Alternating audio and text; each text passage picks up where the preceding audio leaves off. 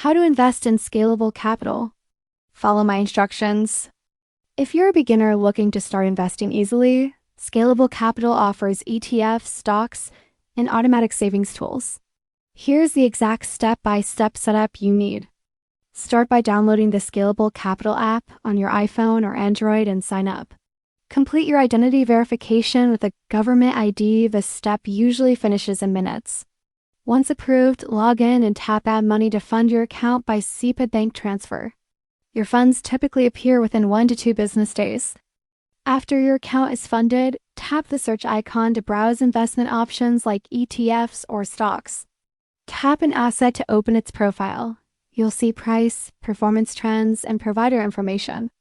Tap Buy. Enter the amount you want to invest, and pick Market Order for instant execution or Savings Plan to automate monthly investments.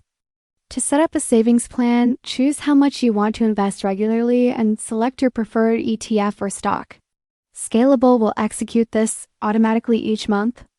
Track all your investments in the Portfolio tab, where you can review returns, dividends, and adjust your plan anytime. That's how to invest in Scalable Capital as a beginner in 2025. Simple, reliable, and automated. Thanks for watching.